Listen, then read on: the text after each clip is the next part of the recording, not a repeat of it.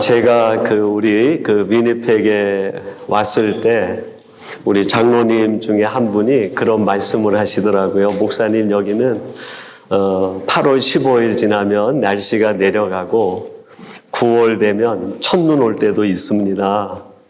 그 겁을 주시더라고요. 그래서 저는 이제 9월 되면 첫눈 언제 오나 그걸 기다리고 있었는데 아직까지 안 왔어요. 그래서 오늘 집에서 교회 오면서 집사람하고 얘기하면서 그런 얘기를 했어요. 하나님이 내가 너무 불쌍해가지고 한 달 정도 핸디를 주셨다고, 첫눈을 벌써 보내셔야 되는데 한 달 동안 좀 따뜻하게도 보내다가 겨울을 맞이하라고. 여러분, 하나님은 생각보다 우리의 마음과 또 우리의 아픔을 너무 잘 아시고 그때그때마다 정말 필요한 것, 또 좋은 것을 주시는 분이신 줄로 믿습니다.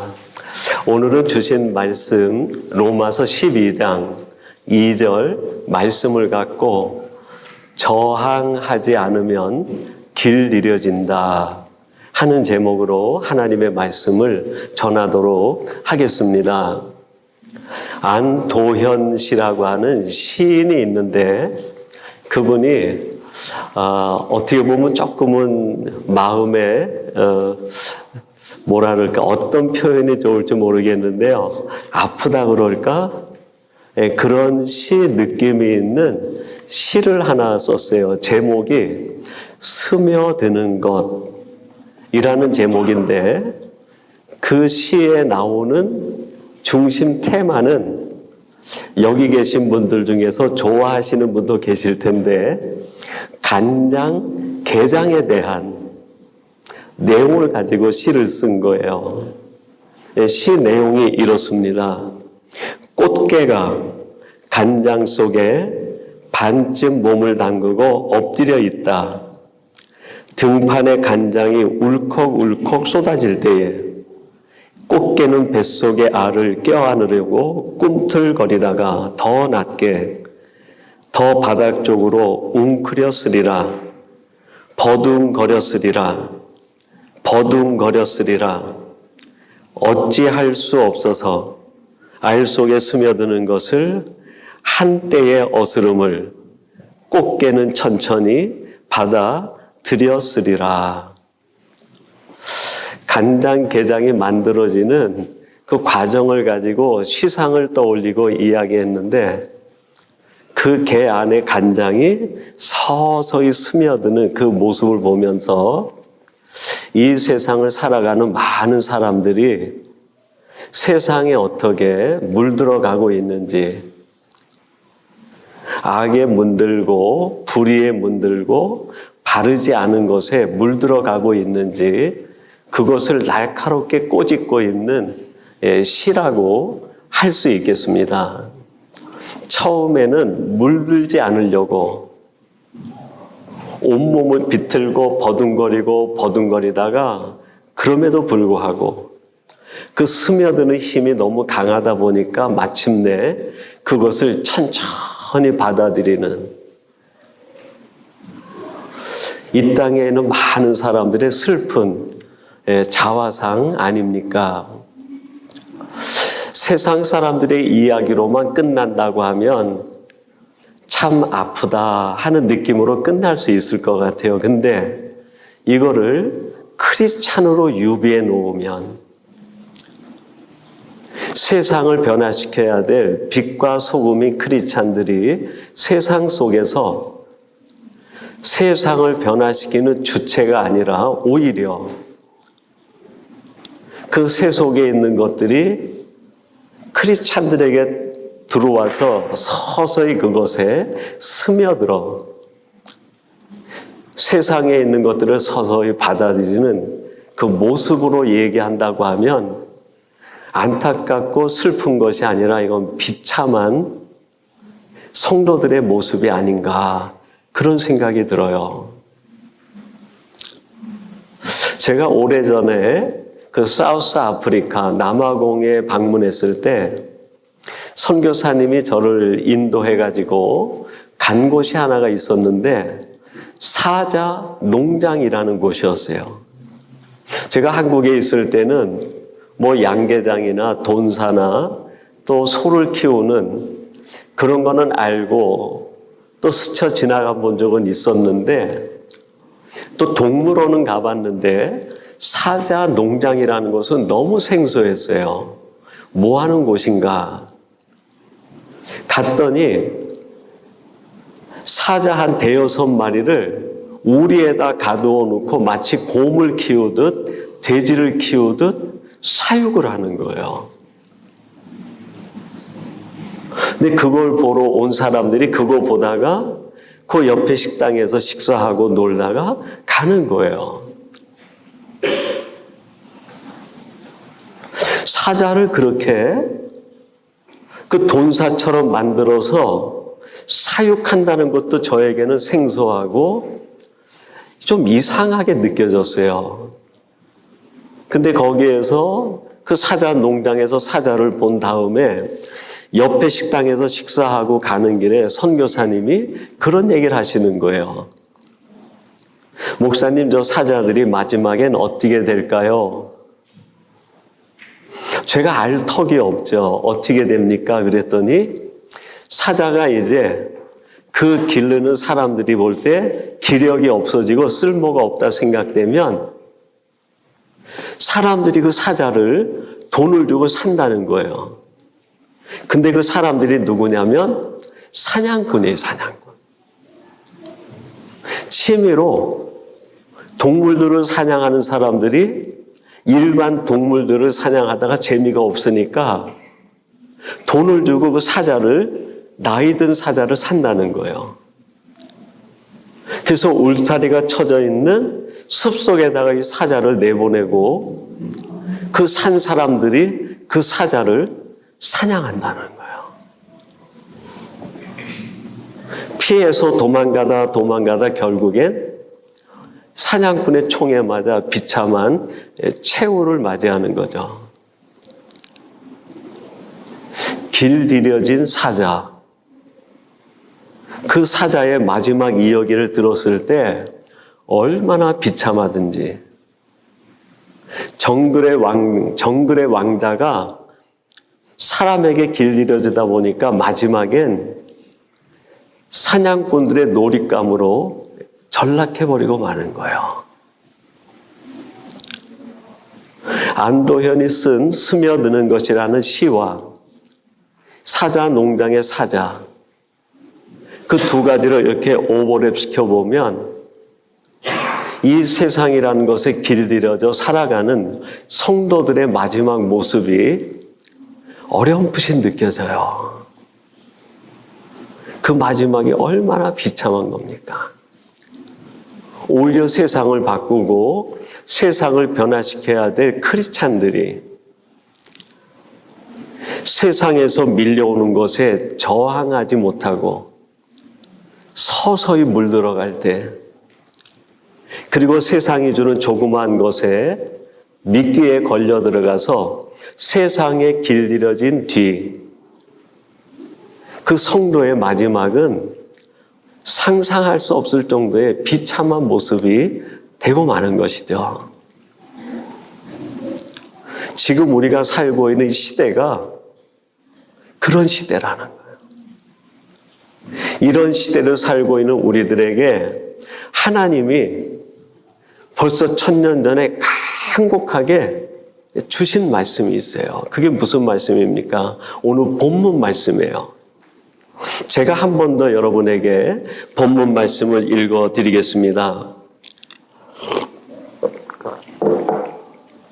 너희는 이 세대를 본받지 말고 오직 마음을 새롭게 함으로 변화를 받아 하나님의 선하시고 기뻐하시고 온전하신 뜻이 무엇인지 분별하도록 하라. 너희는 이 세대를 본받지 말라. 중세시대가 예수님이 돌아가신 뒤부터 1500년 동안 진행됩니다. 근데 주후 약 300년경에 그 로마의 콘스탄틴 황제가 세계를 정복한 뒤에 기독교인에게 자유를 공포했어요. 그리고 한 50년 지난 뒤에는 로마의 국교가 됩니다. 세상 전체가 기독교 국가가 돼버린 거예요. 모든 사람들이 신앙심의 정도의 차이는 있을지 몰라도 로마의 영향을 받는 모든 나라의 사람들은 다 기독교인이 된 거예요. 그렇게 기독교인 천지인 세상이 1000년 가까이 흘러갑니다. 그래서 1500년쯤 됐을 때 세상은 어떻게 변했습니까? 하나님의 나라가 되는 거 아닙니까? 기독교 국가가 되고 모든 나라의 사람들이 다 예수를 믿는 기독교인이 되었다고 하면 세상이 하나님의 나라가 되는 거죠. 근데 실제로 1500년대 중세 시대, 중세 교회는 어떻게 됐습니까? 가장 최악의 나라, 신앙하고는 관계도 없는 사람들이 되고 만 거예요. 복음은 변질이 되고 왜곡이 되고 교회는 세속화되어지고 성도들에게는 도덕성에 심각한 문제가 일어납니다. 1000년 가까이 예수를 믿는다고 기독교 국가에서 생활했던 사람들에게 하나님의 자녀의 모습이 보이지 않는 거예요. 그래서 일어난 게 종교개혁입니다.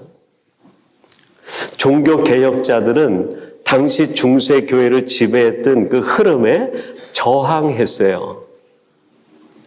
복음이 왜곡되고 변질되는 것에 대하여 저항했습니다. 교회가 세속화되어지는 것에 대하여 강하게 저항했어요. 그리고 자신의 비윤리성, 자신의 비도덕성에 대해서 강하게 저항했습니다. 그래서 이 종교개혁자들을 중세교회의 로마 교황주의자들이 뭐라고 지칭을 했나요? 프로테스탄트라고 이야기를 했습니다. 반항하는 자. 로마 교회 입장에서 보면 종교개혁자들은 반항하는 자들이었어요. 근데 하나님의 입장에서 보면 종교개혁자들은 저항하는 사람들이었어요. 자신을 세속화시키고 자신을 비복음화시키고 자신의 비윤리성을 만들어가는 세상 물결과 흐름, 잘못된 신앙 흐름에 대하여 강하게 프로테스탄트했습니다. 그렇게 해서 시작된 교회가 개신교예요, 개신교. 개신교 가운데 가장 주류를 이룬 것이 장로교입니다. 스위스와 제네바를 중심으로 해서 깔뱅이 장로교 제도를 만들게 되었고 그 제도가 스코틀랜드의 짠 낙스에게 가서 스코틀랜드가 장로 국가가 돼요. 그것이 영국으로 넘어갑니다. 그리고 영국에서 퓨리탄이 만들어져요. 청교도들. 세상과 저항하다가 영국으로부터의 박해가 너무 심하니까 신앙의 자유를 찾아서 그들이 어디로 옵니까? 그래요. 미국으로 들어와요. 미국으로. 발견된 신대륙에서 강하게 세속의 물결과 저항하면서 청교도 국가를 만들었습니다. 그리고 그 이후에 캐나다에 장로교인들이 유입이 돼요. 그래서 미국의 북장로교, 남장로교가 만들어지고 캐나다 장로회가 만들어집니다. 그때 저 아시아 동쪽 끝에 세계 지도에 나와 있지도 않은 한 나라가 있었어요. 그 나라가 어디입니까? 우리 대한민국의 조선. 거기에 복음을 전하겠다고 1884년에 미국의 북장로교 선교사인 언노드가 들어와요. 언더우드가 들어오면서 뭐라고 얘기합니까? 조선에는 풀 한 폭이 제대로 자라지 않는 나라, 그렇게 얘기를 했어요. 아무것도 없는 나라. 1893년 언더우드 선교사님이 오시고 난 뒤 9년이 지나서 캐나다 장로회의 반대에도 불구하고 선교사님 한 분이 조선으로 들어옵니다. 그분이 헬리팩스의 삶의 근거지를 두었던 맥켄지라고 하는 선교사님이에요. 그 맥켄지 선교사님이 대한민국에 와서 황해도 소래에 조선 최초의 장로교를 만들어요. 그리고 그 뒤에 언더우드 목사님이 서울에서 세문안교회를 만드시게 됩니다. 맥켄지 선교사님이 그 소래 지역에 와가지고 자기가 입던 외국 옷을 다 버려요. 한복으로 갈아입어. 자기에게 익숙했던 서양의 음식은 먹질 않아요. 한국에서 농사지은 풀, 한국에서 나오는 먹거리를 먹는데 1년 지나가지고 풍토병이 걸려요. 물갈이를 하니까 살 수가 없는 거예요. 그래도 자기 고국의 음식을 먹지 않아요. 한국에 와서 소래교회를 세운 지 1년 반 지나서 이 땅에 순교자가 됩니다. 이분들이 왜 이랬을까요? 프로테스탄트의 정신이 있어서 그런 거예요. 여러분, 우리 위니펙 중앙교회는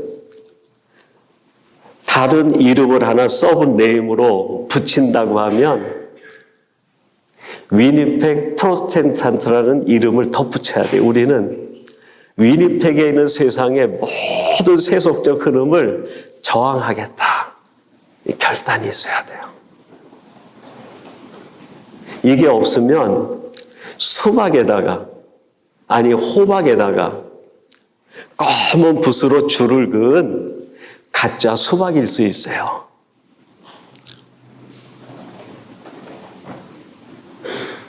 여러분, 내가 이왕 크리스찬으로 산다고 결단했으면 진짜 크리스찬으로 살아야 되는 거 아닙니까? 근데 세상은 우리를 그렇게 놔두지 않아요.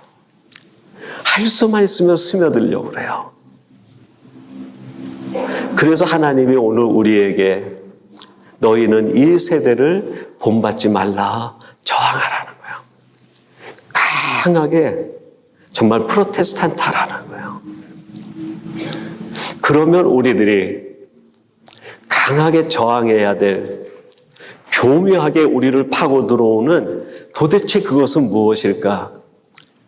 저는 이 시대에 그것은 이 세 가지가 아닌가 그런 생각이 들어요. 첫째는 이 정도쯤이야 하는 거예요. 이 정도쯤이야. 여호수아서 7장 21절에 보면 아간 이야기가 나옵니다. 그 아간이 여리고 전투 후에 그 시날산의 외투와 금덩어리, 은덩어리를 감추지 않습니까? 그것에 대해서 이렇게 이야기해요. 내가 노력한 물건 중에 시날산의 아름다운 외투 한 벌과 은 200세겔과 그 무게가 50세겔 되는 금덩이 하나를 보고 탐내어 가졌나이다. 보소서, 이제 그 물건들을 내 장막 가운데 땅속에 감추었는데 은은 그 밑에 있나이다. 하나님께서 여리고 전투를 할 때 여호수아와 군사들에게 이야기를 했어요. 전투 뒤에 전리품을 너희들이 갖지 말라는 거예요. 은과 금과 이 모든 전리품은 하나님의 것이니 하나님께 돌리라는 거예요. 근데 아간이 누굽니까? 여리고 전투에서 그 여리고를 이긴 승리한 병사 중에 한 사람이에요.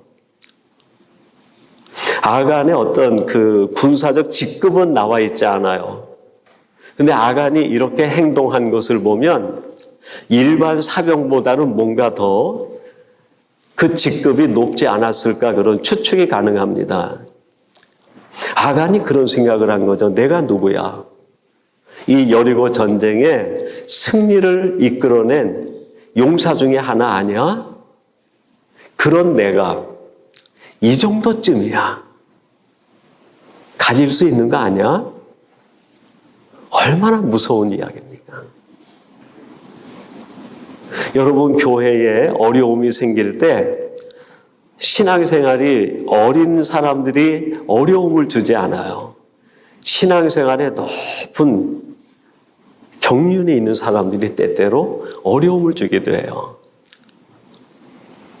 한 공동체에 어려움을 주는 사람은 그 공동체에 힘이 없는 사람이 아니라 뭔가 이 정도쯤이야 라고 자기 힘을 행사할 수 있는 사람으로부터 어려움이 생겨요. 여러분, 우리 크리스찬들이 경계해야 될 생각 중에 첫 번째는 이 정도쯤이야 하는 생각. 이게 얼마나 무서운 생각인지 몰라요. 그럼 이걸 어떻게 바꿔야 될까? 전 이렇게 바꿔야 된다 생각합니다. 이 정도까지도 내가 철저하게 지키겠다.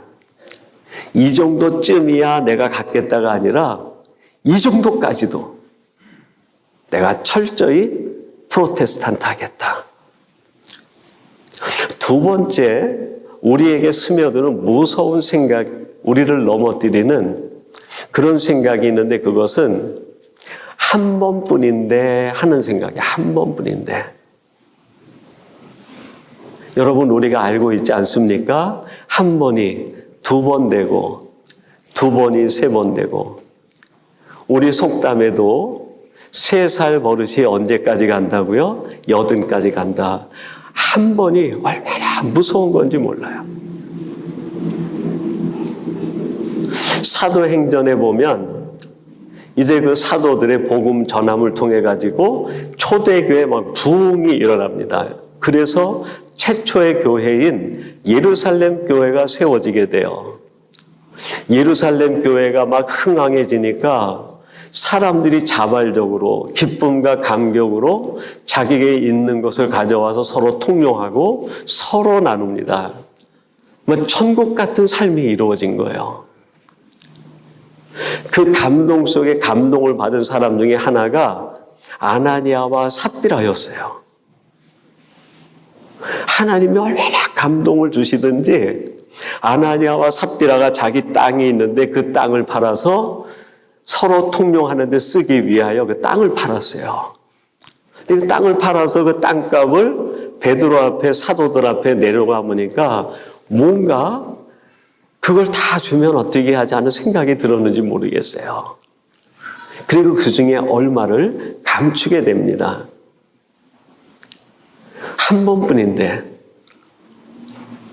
내가 이렇게 하는 거 누가 알 수 있겠어?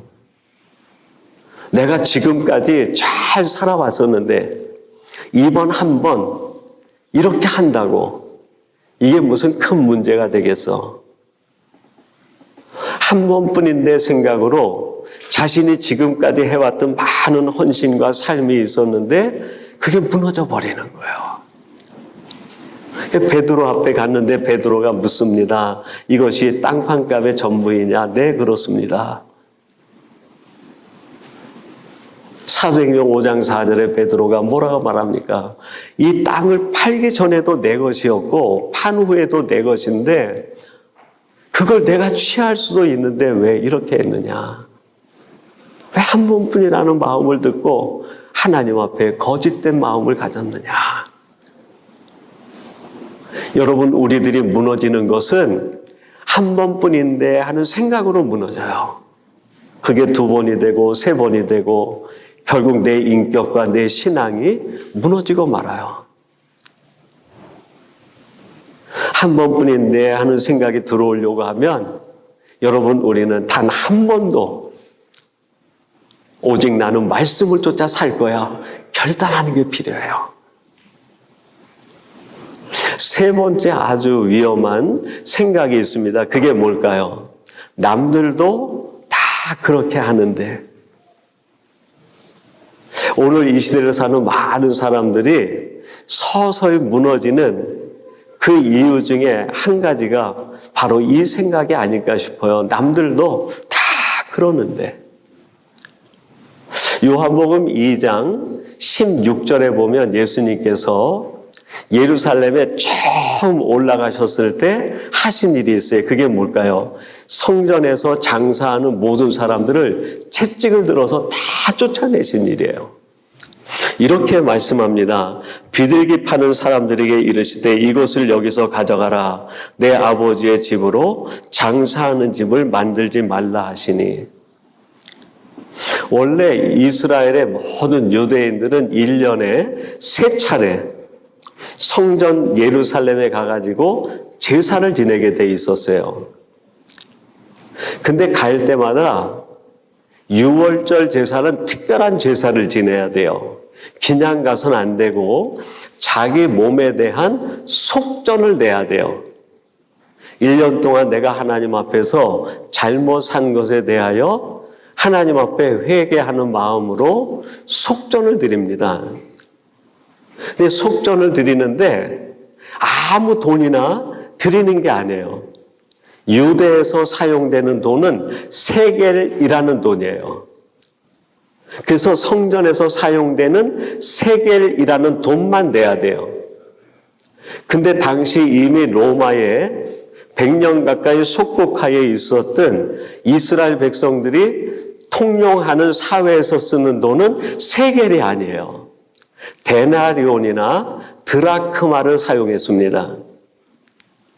그러니까 그들이 수중에 세겔이 없어요. 세겔이. 그들 수중에는 드라크마와 데나리온만 있는 거예요. 그걸 가지고 예루살렘을 향해서 유대 각지에 있는 사람들이 몰려옵니다. 와가지고 성전에서 성전세를 내고 헌금을 하려고 보니까 드라크마와 데나리온 내가 가지고 있는 거로는 되지가 않는 거예요. 그래서 성전에서 사용하는 세겔과 내가 쓰는 돈을 바꿉니다. 어떻게 보면 처음엔 선한 일이었어요. 필요한 일이었어요. 그리고 이스라엘 백성들은 와서 6월절이든 다른 제사를 지낼 때 제물을 드리게 돼 있었어요. 제물을 드리는데 가장 큰 제물이 송아지예요. 송아지. 그 다음에 염소. 그 다음에 양. 그 다음에 드리는 짐승이 비둘기예요. 비둘기.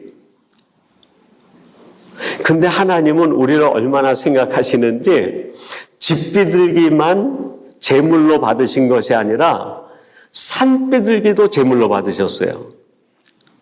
집비둘기를 키우는 것도 여유가 있어서 키우는 거죠. 그 여유도 없는 사람들은 자기 노력을 통해서 산비둘기라도 잡아오라는 거예요. 지금 우리 캐나다의 지역에 있는 비둘기보다 유대 지역은 비둘기가 더 많았어요. 산 쪽에. 본인이 조금만 노력하고 애를 쓰면 얼마든지 산비둘기를 잡을 수 있는 거예요. 하나님은 비둘기를 원한 것이 아니라 무엇을 원하셨을까요? 정성을 원하신 거예요. 마음을 원하신 거예요. 근데 제물을 드리는 조건이 있는데 그게 뭘까요? 흠이 있으면 안 돼요. 흠이. 그러니까 내가 먼 지역에서 하나님 앞에 송아지를 드리고 싶은데 송아지를 데리고 며칠씩 예루살렘에 올라오다가 문제가 생겨서 흠이 생겨버리면 그 제물을 드릴 수 있을까요? 없을까요? 못 드리는 거예요. 그리고 제물이 흠이 있다 없다를 누가 검사했을까요? 제사장이 하는 거예요. 제사장이. 그러다 보니까 사람들이 점차 집에서 제물을 가져오는 게 아니라 제사장이 흠이 없다라고 인정을 해준 그 제물을 파는 시장이 성전 주변에 생기기 시작한 거예요. 어떻게 보면 사람들을 위해서, 편리를 위해서 만든 것인데 그것이 오래되다 보니까 그 마음은 사라져버리고 돈 바꾸는 사람은 이익을 챙기고 재물을 바꾸는 사람은 제사장과 결탁해가지고 재물을 판 다음에 재물을 제사장한테 드리면 제사장이 재물을 죽이는 게 아니라 뒤로 해가지고 다시 장사꾼한테 돈을 받고 팔아요. 그 재물을 또 팔고 또 사고 또 팔고 또 사고. 하나님 앞에 내가 송아지를 드려야지 하는 마음을 가졌던 사람들이 성전에 와가지고는 마음은 사라져버리고 비둘기 한 마리 드리지 뭐. 주님께서 그 장사하는 사람들을 쫓아내신 이유는 단 한 가지예요. 마음을 잃어버린 거예요. 마음. 하나님이 우리에게 원하시는 것은 큰 재물과 재산이 아니에요. 과부의 엽전 한 입을 천하보다 귀하게 여기신 주님이 하나님이신데 내가 너희들의 마음을 원한다. 그걸 보시는 거예요. 어떤 마음일까요? 남들은 다 그렇게 해도 나는 그렇게 하지 않겠습니다 하는 그 마음. 저는 그게 진정한 하나님 앞에 드려지는 재물이요 예물이 아닐까 그런 생각이 들어요. 여러분 이 시간 우리들이 하나님 앞에 와서 하나님 앞에 우리들이 예배할 때 하나님이 무엇을 받으실까요? 이 정도까지도 저는 하나님만 믿고 따르겠습니다. 그걸 원하시는 거예요. 나는 단 한 번도 타협하지 않겠습니다. 그 마음을 원하시는 거예요. 남들은 다 그렇게 할지라도 하나님 내가 굶는 한이 있어도 내가 힘들게 살고 하루하루가 힘들지라도 나는 오직 하나님 마음에 합한 사람이 되겠습니다. 그걸 원하시는 거죠. 여러분 이런 것을 우리가 저항하지 않으면 우리도 모르게 물들어 버리는 거예요. 길들여지는 거예요. 이 정도쯤이야. 한 번뿐인데 뭐 남들도 다 그렇게 하는데 내가 뭐 대단하다고. 여러분 그러면 죽는 거예요. 거기에는 내일이 없어요. 하나님의 마음이 깃들 수가 없는 거예요. 제가 짧은 캐나다 이민 생활이지만 10수년 살고 보니까 참 힘들고 어려운 일들이 얼마나 많은지 모르겠어요. 아이들 키우는 거, 비자 문제, 비즈니스 문제, 비즈니스를 오픈하고도 손님을 기다리는 그 시간들이 얼마나 힘들고 어려운지 하루하루가 정말 기적같이 넘어가는 여러분들의 삶의 아픔과 고충을 충분히 느낍니다. 그럼에도 불구하고 안 해야 될 건 안 하는 거예요. 나를 지켜야 되는 것은 지켜야 되는 거예요. 그러지 않고 저항하지 않기 시작하면 어느새 내가 세상에 길들여져 버리고 말아요. 저는 우리 중앙교회 성도님들이 목사로서 참 드릴 수 없는 말씀이지만 힘들어도 하루하루 사는 게 힘들고 정말 굶는 일이 생겨도 타협하지 않겠다. 세상에 내가 길들여지지 않겠다. 결단하시면 저는 확신합니다. 하나님이 그분들을 책임져 주시고 하나님께서 그분들을 반드시 붙들어 주실 줄로 저는 믿습니다. 여러분 우리의 신앙은 시선을 하나님께 두고 살아가는 겁니다. 이 시간 우리 마음에 고백을 담아 우리 하나님 앞에 고백하십시다. 하나님, 이제 내가 내 시선을 오직 하나님께만 두고 타협하지 않고 당당하게 나갔습니다. 설령 내가 하나님 때문에 힘든 일을 당해도 하나님 때문에 내가 배고픔을 당한다 할지라도 하나님 때문에 내가 오해를 받는다 하더라도 당당하게 이 믿음, 이 신앙 지키며 살겠습니다. 이 고백으로 시선이라는 찬양을 우리 하나님 앞에 고백하십시다.